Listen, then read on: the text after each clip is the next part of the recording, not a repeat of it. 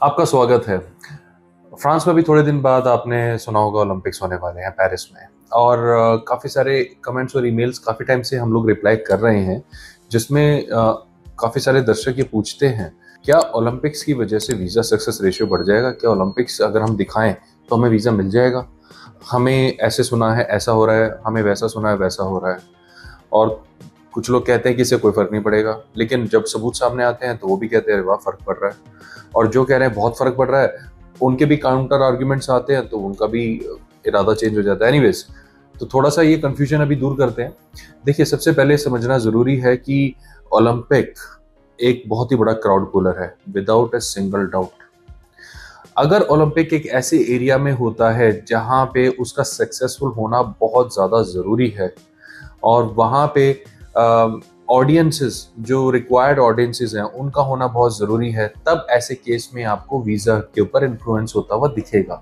जैसे कतर में FIFA world cup हुआ, तो कतर ने बहुत स्ट्रॉन्ग अरेंजमेंट्स करे थे बाहर के टूरिस्ट को बुलाने के लिए, और एवरीबडी वाज वेलकम। वीज़ा की किसी को प्रॉब्लम नहीं आई, खासतौर से उन कंट्रीज में से जो काफ़ी ज़्यादा पॉपुलर है, जहाँ पर स्पोर्ट्स काफ़ी पॉपुलर है, सॉकर यानी फुटबॉल ज़्यादा पॉपुलर है, और जो टॉप 10-20 में आती है टाइप। ओके, तो और यही आपने देखा होगा अरेंजमेंट जब 2010 में दिल्ली में कॉमनवेल्थ में हुई थी, तब भी ऐसा ही था कि भी जो कॉमनवेल्थ के स्टेट्स हैं हम उनको इनवाइट करते हैं, ये है वो है।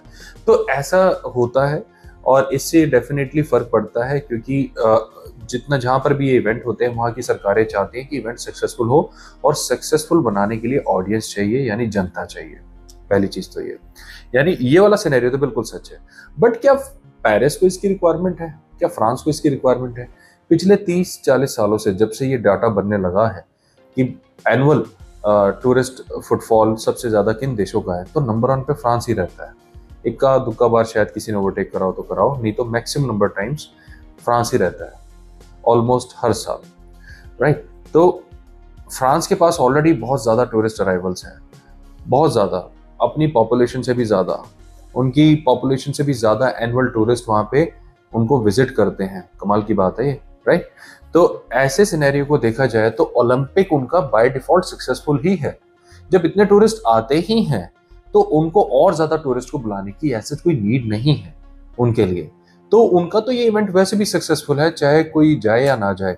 उसके लिए उनको वीजा पॉलिसी को ट्विस्ट करना या रिलैक्स करने की एक्चुअल में कोई नीड नहीं है।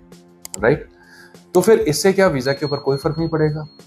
अब इस वाले पॉइंट पे आते हैं जो आपके लिए जरूरी है। वीजा पे फर्क पड़ेगा अगर आप ये सक्सेसफुली प्रूव कर देते हो कि आप जो है एक एक्चुअल में जेन्युइन तरीके से उनके देश में जा रहे हो, और आप वापस लौट कर आओगे, और ओलंपिक कोई बहाना नहीं है जाने का।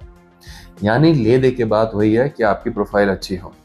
देखिए, फ्रांस हमारी फेवरेट कंट्री होता था टिल 2019। अगर आप हमारे पुराने दर्शक हैं, आपने 18-19 की वीडियो देखी हुई है इस चैनल पे, तो आपने देखा होगा हम बाय डिफॉल्ट कहते थे, अगर कुछ समझ में नहीं आ रहा ना कहाँ जाना है, तो फ्रांस लगाओ। फ्रांस का सक्सेस रेट सॉलिड होता था, मतलब अगर 10 फाइलें जा रही है तो 8-9 वीजा के साथ ही बाहर आती थी। इतना शानदार सक्सेस रेट होता था 18 में। 19 में हमने देखा ये गिरना शुरू हुआ, और कोरोना के बाद से तो ये रिकवरिंग ही हुआ है। तो फ्रांस इस वक्त जो है सबसे इजीएस्ट जो होता था उस कैटेगरी से हट के मॉडरेट वाली कैटेगरी में आ गया। टफेस्ट में तो अभी भी नहीं, ऐसे नहीं कि आते नहीं है, ऐसा नहीं है पोर्चुगल के टूरिस्ट वीजा या शॉर्ट स्टे वीजा की तरह कि वीजा मिलता ही नहीं, ऐसा नहीं है, मिलता है, बट थोड़ा कम मिलता है। तो ओलंपिक अगर आप दिखाते हैं और आपकी अच्छी प्रोफाइल है, तब तो आपको इसका एडवांटेज मिलेगा। जहां पर 80% सक्सेस रेट होगा वो 90% हो जाएगा। राइट? तो ये तो इतना तो बेनिफिट होगा, लेकिन ऐसा नहीं होगा कि किसी को बिल्कुल ही चांस नहीं है वीजा मिलने के, बहुत ही खराब प्रोफाइल है, उसको वीजा मिल जाएगा। ये सारी की सारी अफवाहें हैं, इस पे ना पड़े, क्योंकि कभी भी वीजा सक्सेस को अगर आपने आंकना है ना, तो टेक्निकलिटीज को समझना बड़ा जरूरी है। यहाँ पे ये थोड़ा डिफिकल्ट तो होता है, लेकिन ये थोड़ा ज़रूरी भी होता है। इसलिए हम इस चैनल के माध्यम से आपको हाईएस्ट क्वालिटी इंफॉर्मेशन लाने की पूरी कोशिश करते हैं, कि कोई ऐसी इंफॉर्मेशन ना हो जो अफवाहों में या सुनी सुनाई इंफॉर्मेशन हो, जो फैक्ट के ऊपर बेस्ड हो। उसी की हमारी कोशिश रहती है।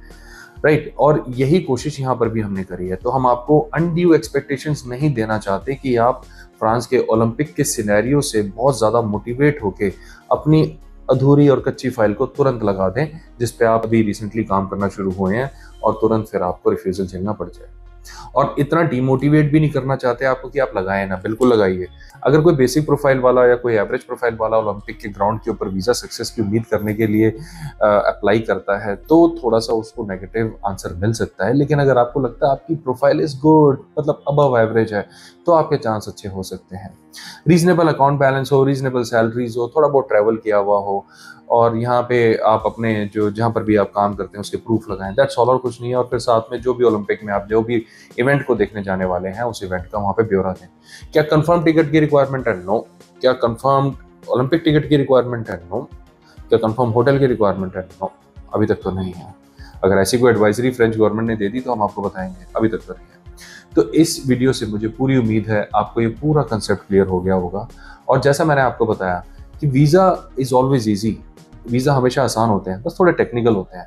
आपको बस उनके टेक्निकलिटीज़ को समझना चाहिए, दैट्स ऑल, और कुछ नहीं, मुश्किल नहीं होते इतने। थोड़ा बहुत ट्रैवल कीजिए, अपने अकाउंट को रोटेट कीजिए, थोड़ा बहुत पैसा वैसा जो है उसको वाइट में अर्न करिए, एम्बेसीज को वही अच्छा लगता है। तो मुझे उम्मीद है इस वीडियो से आपको काफ़ी सारी इन्फॉर्मेशन मिली होगी और ये वीडियो आपके लिए काफ़ी इंसाइटफुल रही होगी। और भी बहुत सारी जानकारी के साथ बहुत जल्द फिर मिलेंगे। Bye bye.